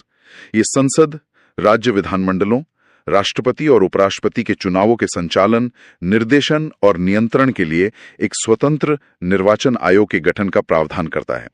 यही आयोग है जो ये सुनिश्चित करता है कि चुनाव निष्पक्ष हों। इसे असीम शक्तियां दी गई हैं। और दूसरा अनुच्छेद जो सीधे हम नागरिकों से जुड़ा है, वो है अनुच्छेद 326, जो वयस्क मताधिकार के सिद्धांत को स्थापित करता है। ये कहता है कि लोकसभा और राज्यों की विधानसभाओं के चुनाव वयस्क मताधिकार के आधार पर होंगे। कोई भी नागरिक जो 18 वर्ष से अधिक आयु का है और कानून द्वारा अयोग्य नहीं है, उसे धर्म, जाति, लिंग या जन्मस्थान के आधार पर भेदभाव किए बिना मतदान का अधिकार होगा। एक व्यक्ति, एक वोट, एक मूल्य। जी, यही एक व्यक्ति, एक वोट, एक मूल्य का महान सिद्धांत है जो हर नागरिक को बराबर बनाता है। तो आज हमने भाग 7 से लेकर भाग 15 तक का एक लंबा सफर तय किया। हमने देखा कि कैसे संविधान ने भाग 16, जो कुछ वर्गों के लिए विशेष उपबंधों की बात करता है, तो भाग 16 का जिक्र आते ही सबसे पहले आरक्षण शब्द दिमाग में आता है। हमारे संविधान निर्माताओं ने राजनीतिक प्रतिनिधित्व सुनिश्चित करने के लिए क्या व्यवस्था की? उन्होंने इसकी नींव बहुत मजबूती से रखी है। अनुच्छेद 330 सीधे लोकसभा में सीटों के आरक्षण की बात करता है। इसके तहत अनुसूचित जातियों यानी एससी के लिए 84 और अनुसूचित जनजातियों एसटी के लिए 47 सीटें आरक्षित की गई हैं। और ये आंकड़े जनसंख्या के अनुपात पर आधारित हैं, है ना? बिल्कुल, और समय समय पर बदलते भी हैं। इसी तरह अनुच्छेद 332 राज्यों की विधानसभाओं में एससी और एसटी समुदायों के लिए सीटें आरक्षित करता है। और एक एंग्लो इंडियन समुदाय का भी तो प्रावधान था, जिसे लेकर हाल ही में काफी चर्चा हुई थी। हाँ था। ये एक बेहतरीन सवाल है कि ये था ही क्यों? हाँ, मतलब आजादी के वक्त इस समुदाय के लिए ये खास प्रावधान रखे ही क्यों गए थे? देखिए, आजादी के समय एंग्लो इंडियन समुदाय बहुत छोटा था और चुनाव जीतकर सदन में आना उनके लिए लगभग नामुमकिन था। तो संविधान निर्माताओं को लगा कि उनकी आवाज संसद और विधानसभाओं में सुनी जानी चाहिए। तो उन्होंने मनोनयन का रास्ता चुना। जी, अनुच्छेद 331 के तहत राष्ट्रपति लोकसभा में 2 सदस्य और अनुच्छेद 333 के तहत राज्यपाल विधानसभा में 1 सदस्य मनोनीत कर सकते थे। तो फिर इतने सालों बाद इन्हें हटाने के पीछे क्या सोच थी? क्या ये अप्रासंगिक हो गए थे? कह सकते हैं। सरकार का तर्क था कि अब इस समुदाय की आबादी काफी कम हो गई है, तो 104वें संविधान संशोधन 2020 के जरिए इस प्रावधान को आगे नहीं बढ़ाया गया। अच्छा, तो ये 104वां संशोधन था। हाँ, और इसी संशोधन ने एक और महत्वपूर्ण काम किया। अनुच्छेद 334 के तहत एससी एसटी के लिए जो आरक्षण है वो हर 10 साल में समाप्त हो जाता है, जिससे संसद को आगे बढ़ाना पड़ता है। हाँ, तो 104वें संशोधन ने इस आरक्षण को 2020 से बढ़ाकर 2030 तक कर दिया, लेकिन एंग्लो इंडियन वाले मनोनयन को आगे नहीं बढ़ाया, तो वो प्रभावी रूप से समाप्त हो गया। ठीक है, तो सीटों में आरक्षण तो दे दिया, लेकिन अगर किसी के साथ भेदभाव हो रहा हो या उनके अधिकारों का हनन हो रहा हो, तो वो शिकायत लेकर कहाँ जाए? क्या इसके लिए भी कोई सिस्टम बनाया गया? बिल्कुल, और यहीं पर संविधान की खूबसूरती दिखती है। उसने सिर्फ अधिकार नहीं दिए, बल्कि उन अधिकारों की रक्षा के लिए संस्थाएं भी बनाई। अच्छा, यहाँ एक पैटर्न देखिए। अनुच्छेद 338 के तहत पहले अनुसूचित जाति और जनजाति के लिए एक ही राष्ट्रीय आयोग हुआ करता था। एक ही? हाँ, एक ही। लेकिन बाद में ये महसूस किया गया कि दोनों समुदायों के मुद्दे और जरूरतें अलग अलग हैं, तो इसमें बदलाव किया गया। तो इन्हें अलग अलग कर दिया गया? जी हाँ, संविधान में संशोधन करके इसे बांटा गया। आज की स्थिति यह है कि अनुच्छेद 338 राष्ट्रीय अनुसूचित जाति आयोग मतलब एससी कमीशन की बात करता है। ठीक है। फिर अनुच्छेद 338 का राष्ट्रीय अनुसूचित जनजाति आयोग यानी एसटी कमीशन का प्रावधान करता है। और ओबीसी के लिए भी है ना? हाँ, फिर 2018 में एक और संशोधन के जरिए अनुच्छेद 338 ख जोड़कर राष्ट्रीय अन्य पिछड़ा वर्ग आयोग मतलब अदर बैकवर्ड क्लास कमीशन को भी संवैधानिक दर्जा दे दिया गया। एक मिनट, यहाँ एक और पिछड़ा वर्ग आयोग का भी तो जिक्र आता है। अनुच्छेद 340 में इन दोनों में क्या फर्क है? अनुच्छेद 338 ख वाला ओबीसी आयोग एक संवैधानिक निकाय है। संवैधानिक निकाय। जबकि अनुच्छेद 340 राष्ट्रपति को पिछड़े वर्गों की दशा की जांच के लिए एक आयोग नियुक्त करने की शक्ति देता है, जैसे काका कालेलकर या मंडल आयोग बने थे। ये आयोग वैधानिक निकाय होते हैं। संवैधानिक और वैधानिक, आमतौर पर लोग इन शब्दों को एक दूसरे की जगह इस्तेमाल कर लेते हैं। इसका असल मतलब क्या है? और ये फर्क बहुत बड़ा है। संवैधानिक का मतलब है कि उस संस्था की नींव खुद संविधान में है, उसे हटाना या उसकी शक्तियों को कम करना लगभग नामुमकिन है, क्योंकि उसके लिए संविधान संशोधन करना पड़ेगा। अच्छा। जबकि वैधानिक का मतलब है कि उसे संसद ने एक साधारण कानून बनाकर बनाया है, जिसे बदलना या खत्म करना तुलनात्मक रूप से बहुत आसान होता है। समझ गए। और इनकी सिफारिशें भी बाध्यकारी नहीं होती? बिल्कुल। अनुच्छेद 340 के तहत बने आयोग की सिफारिशें सरकार पर बाध्यकारी नहीं होती, वो सिर्फ सलाहकारी होती हैं। ठीक है, तो भाग 16 का अंत कैसे होता है? किसी जाति को एससी या एसटी की सूची में डालने या निकालने का अंतिम अधिकार किसके पास है? ये अधिकार सिर्फ और सिर्फ भारत के राष्ट्रपति के पास है। अनुच्छेद 341 राष्ट्रपति को किसी भी जाति को अनुसूचित जाति घोषित करने की शक्ति देता है और अनुच्छेद 342 यही शक्ति अनुसूचित जनजाति के संदर्भ में देता है। तो समाज के कुछ वर्गों को राजनीतिक प्रतिनिधित्व और संस्थागत सुरक्षा देने के बाद संविधान निर्माताओं के सामने अगली बड़ी चुनौती क्या थी? अगली चुनौती थी संवाद की। इतने बड़े विविध देश में जहां हजारों बोलियों और भाषाएं हैं, वहां सरकार काम किस भाषा में करेगी? देश को जोड़ने वाली भाषा कौन सी होगी? हाँ, ये तो बहुत बड़ा सवाल रहा होगा। और यहीं से शुरू होता है भाग 17, यानी राजभाषा पर चली लंबी और भावनात्मक बहस का नतीजा। और इस बहस का नतीजा क्या निकला? हिंदी को लेकर अक्सर ये भ्रम रहता है कि यह हमारी राष्ट्रभाषा है। संविधान इस पर क्या कहता है? संविधान इस पर बिल्कुल स्पष्ट है। अनुच्छेद 343 कहता है, संघ की राजभाषा हिंदी और लिपि देवनागरी होगी। राजभाषा, राष्ट्रभाषा नहीं। यही ध्यान देने वाला शब्द है। राजभाषा यानी ऑफिशियल लैंग्वेज, राष्ट्रभाषा यानी नेशनल लैंग्वेज नहीं। हमारे देश की कोई एक राष्ट्रभाषा नहीं है। अच्छा। हिंदी को राजभाषा का दर्जा संविधान सभा ने 14 सितंबर 1949 को दिया था। इसीलिए हम हर साल 14 सितंबर को राष्ट्रीय हिंदी दिवस मनाते हैं। और एक विश्व हिंदी दिवस भी तो होता है, जिसको लेकर अक्सर लोग कंफ्यूज हो जाते हैं। सही पकड़ा। विश्व हिंदी दिवस 10 जनवरी को मनाया जाता है। इसका संबंध पहले विश्व हिंदी सम्मेलन से है, जो 10 जनवरी 1975 को नागपुर में हुआ था। तो राष्ट्रीय हिंदी दिवस 14 सितंबर और विश्व हिंदी दिवस 10 जनवरी। बिल्कुल। तो क्या संविधान ने सिर्फ केंद्र की भाषा तय की, या राज्यों के लिए भी कोई व्यवस्था है? और उन लोगों का क्या, जिनकी भाषा हिंदी नहीं है? संविधान ने इस विविधता का पूरा सम्मान किया। अनुच्छेद 345 राज्यों को अपनी एक या एक से अधिक राजभाषा चुनने का अधिकार देता है। इसीलिए आप देखती हैं कि पंजाब में पंजाबी, तमिलनाडु में तमिल और पश्चिम बंगाल में बंगाली आधिकारिक कामकाज की भाषा है। इससे भी आगे जाकर अनुच्छेद 350 क एक बहुत ही प्रगतिशील बात कहता है। ये कहता है कि भाषाई अल्पसंख्यकों को प्राथमिक स्तर पर शिक्षा उनकी अपनी मातृभाषा में देने का पूरा प्रयास किया जाना चाहिए। ये तो सच में बहुत गहरी सोच है। और हिंदी के विकास के लिए भी कोई निर्देश है? हाँ, अनुच्छेद 351 केंद्र सरकार को ये जिम्मेदारी देता है कि वो हिंदी भाषा के विकास और प्रसार के लिए काम करे।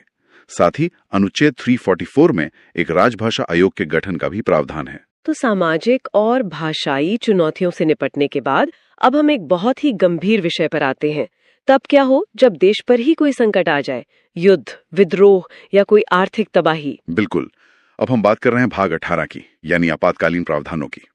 ये वो सेफ्टी वॉल्व है जो संविधान निर्माताओं ने देश को असाधारण परिस्थितियों से बचाने के लिए बनाया था। और इसकी प्रेरणा जर्मनी के संविधान से ली गई है ना? जी हाँ, जर्मनी के वाइमर संविधान से। इसमें 3 तरह के आपातकाल की चर्चा है। कौन कौन से हैं ये 3? पहला और सबसे गंभीर है अनुच्छेद 352 के तहत राष्ट्रीय आपातकाल।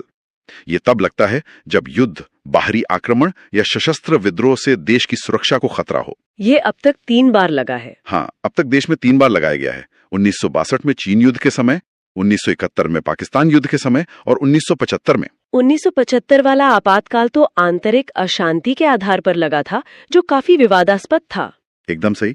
और उसी विवाद के कारण बाद में 44वें संविधान संशोधन के जरिए आंतरिक अशांति जैसे अस्पष्ट शब्द को हटाकर उसकी जगह सशस्त्र विद्रोह यानी आर्म्ड रिबेलियन शब्द डाल दिया गया, ताकि इसका दुरुपयोग ना हो सके। बिल्कुल। और दूसरा आपातकाल? दूसरा है अनुच्छेद 356, जिसे हम आम भाषा में राष्ट्रपति शासन कहते हैं। ये तब लगाया जाता है जब किसी राज्य का संवैधानिक तंत्र विफल हो जाए। इसे राजकीय आपात भी कहते हैं। लेकिन राष्ट्रपति शासन का तो बहुत ज्यादा राजनीतिक दुरुपयोग होने के भी आरोप लगते रहे हैं। हाँ, लगते रहे हैं, जबकि संविधान निर्माताओं ने इसे एक डेड लेटर यानी मृत पत्र की तरह देखा था, जिसका इस्तेमाल शायद ही कभी हो, लेकिन हकीकत में इसका बहुत इस्तेमाल हुआ है। और इसके दुरुपयोग की क्षमता को एक और अनुच्छेद बढ़ा देता है, जो भाग 19 में छिपा है। भाग 19? वो तो प्रकीर्ण यानी मिसलेनियस विषयों पर है। उसका आपातकाल से क्या लेना देना? यही तो संविधान की परतों को खोलने का मजा है। भाग 19 का अनुच्छेद 365 कहता है कि अगर कोई राज्य केंद्र सरकार द्वारा दिए गए दिशा निर्देशों का पालन करने में असफल रहता है, तो राष्ट्रपति यह मान सकते हैं कि उस राज्य में संवैधानिक तंत्र विफल हो गया है। 1 मिनट, लेकिन ये तो बहुत खतरनाक लग रहा है। इसका मतलब तो ये हुआ कि केंद्र सरकार किसी भी राज्य में अपनी मर्जी से राष्ट्रपति शासन लगा सकती है। आपकी आशंका बिल्कुल जायज है। यह अनुच्छेद 356 को लागू करने का एक और आधार दे देता है और केंद्र को राज्यों के ऊपर एक जबरदस्त शक्ति प्रदान करता है। और तीसरा आपातकाल? तीसरा है अनुच्छेद 360 यानी वित्तीय आपातकाल। यह तब लगाया जा सकता है जब देश की वित्तीय स्थिरता को खतरा हो। सौभाग्य से भारत में आज तक इसे लगाने की नौबत नहीं आई है। तो हमने देखा कि संविधान संकट से कैसे निपटता है, लेकिन समय के साथ समाज बदलता है, जरूरतें बदलती हैं। क्या संविधान में खुद को बदलने की कोई व्यवस्था है? और यही चीज हमारे संविधान को एक जीवंत दस्तावेज बनाती है। इसका जवाब है भाग 20 का इकलौता और शायद सबसे शक्तिशाली अनुच्छेदों में से एक अनुच्छेद 368। अच्छा, यही अनुच्छेद संसद को संविधान में संशोधन करने की प्रक्रिया और शक्ति दोनों देता है। पर क्या ये शक्ति असीमित है? क्या संसद पूरे संविधान को बदल सकती है? नहीं, यहीं पर न्यायपालिका की भूमिका आती है। प्रसिद्ध केशवानंद भारती मामले में सुप्रीम कोर्ट ने मूल संरचना यानी बेसिक स्ट्रक्चर का सिद्धांत दिया, जिसका मतलब है कि संसद संविधान के मूल ढांचे को नहीं बदल सकती। बिल्कुल, जैसे लोकतंत्र, धर्मनिरपेक्षता, शक्तियों का बंटवारा, इन सबको नहीं बदला जा सकता। चलिए, अब हम भाग 21 पर आते हैं, जिसमें कुछ अस्थायी और विशेष प्रावधान है। इसमें अनुच्छेद 371 है, जिसकी सूची याद करना हमेशा से एक चुनौती रही है। हाँ, रही है। लेकिन ये विशेष प्रावधान कुछ राज्यों को दिए ही क्यों गए हैं? ये सूची सिर्फ याद करने के लिए नहीं है, ये भारत की विविधता की कहानी बताती है। हर राज्य की अपनी खास ऐतिहासिक, सांस्कृतिक या भौगोलिक वजह थी। जैसे अनुच्छेद 371A नागालैंड के लिए है, ये उनके पारंपरिक कानूनों और भूमि अधिकारों की रक्षा के लिए था। अच्छा, तो हर अक्षर के पीछे एक पूरी कहानी है। बिल्कुल। तो इस सूची को याद रखने का कोई आसान तरीका है? आसान तो नहीं, पर एक क्रम है जिसे दोहराना पड़ता है। इसे ऐसे देख सकते हैं। बताइए। बिना किसी अक्षर के अनुच्छेद 371 महाराष्ट्र और गुजरात के विकास बोर्डों की बात करता है। ठीक है, महाराष्ट्र, गुजरात। फिर अक्षर शुरू होते हैं। ए से नागालैंड, बी से असम, सी से मणिपुर। ए नागालैंड, बी असम, सी मणिपुर। हाँ, डी और ई दोनों आंध्र प्रदेश से जुड़े हैं, खासतौर पर वहां की यूनिवर्सिटी को लेकर। डी और ई आंध्र प्रदेश। एफ से सिक्किम, ये बहुत महत्वपूर्ण है। जी से मिजोरम, एच से अरुणाचल प्रदेश, आई से गोवा और अंत में जे से कर्नाटक। वाह, ये क्रम तो याद रखना पड़ेगा। हाँ, मैंने तो इसे एक कहानी बनाकर याद किया था, पर वो थोड़ी लंबी हो जाएगी। तो अब हम संविधान के बिल्कुल अंत में आ गए हैं। भाग 22। इस महान दस्तावेज का समापन कैसे होता है? इसका समापन भाषणों से नहीं, बल्कि कुछ अंतिम औपचारिकताओं से होता है, जो दस्तावेज को पूरा करती हैं। अनुच्छेद 393 इस दस्तावेज का संक्षिप्त नाम बताता है, भारत का संविधान, द कॉन्स्टिट्यूशन ऑफ इंडिया। जी। और इसके लागू होने की तारीख? वो अनुच्छेद 394 में बताई गई है, 26 जनवरी 1950। ठीक है। हालांकि ये जानना दिलचस्प है कि नागरिकता, चुनाव जैसे कुछ जरूरी अनुच्छेद 26 नवंबर 1949 को ही लागू कर दिए गए थे। मजे की बात है, हमारा संविधान मूल रूप से तो सिर्फ अंग्रेजी में लिखा गया था। इसके हिंदी संस्करण का क्या हुआ? बहुत अच्छा पॉइंट है। सालों बाद 1987 में 58 संशोधन के जरिए अनुच्छेद 394 क जोड़ा गया, जो संविधान के हिंदी में प्राधिकृत पाठ यानी ऑथराइज्ड टेक्स्ट का प्रावधान करता है। मतलब अपने ही देश के संविधान का आधिकारिक हिंदी रूप आने में 37 साल लग गए। हाँ, कह सकते हैं। तो जैसे ही ये नया संविधान लागू हुआ, जो पुराने कानून थे जो ब्रिटिश काल से चले आ रहे थे, उनका क्या हुआ? उसके लिए है हमारा अंतिम अनुच्छेद 395। ये एक तरह से पुराने युग का अंत और नए युग की शुरुआत की घोषणा करता है। अच्छा। ये स्पष्ट करता है कि भारत के संविधान के लागू होते ही भारत सरकार अधिनियम 1935 और भारतीय स्वतंत्रता अधिनियम 1947 जैसे सभी पुराने अधिनियम रद्द हो गए, रिपील हो गए, और इसी के साथ भारत पूरी तरह से एक नए संप्रभु, गणतांत्रिक और संवैधानिक युग में प्रवेश कर गया। बिल्कुल। तो अनुच्छेद 1 से लेकर 395 तक इन सभी अनुच्छेदों के साथ हमने भारतीय संविधान की अपनी यात्रा पूरी की। ये एक शानदार सफर था, जिसमें हमने संविधान की हर बारीकी को समझने की कोशिश की। बिल्कुल।